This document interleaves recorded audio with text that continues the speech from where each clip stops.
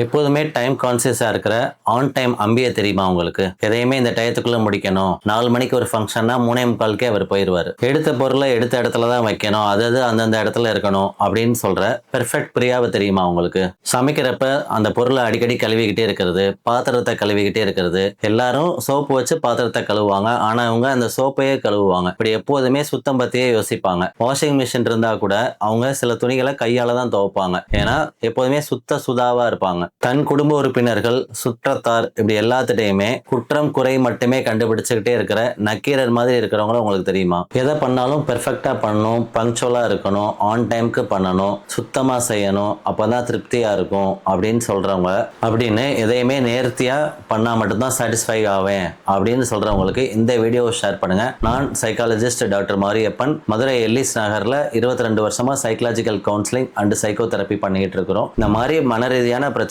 இருக்கிறவங்களுக்கு இந்த வீடியோவை ஷேர் பண்ணுங்க. கீழே இருக்கிற நம்பரை கான்டாக்ட் பண்ணுங்க. தேங்க்யூ.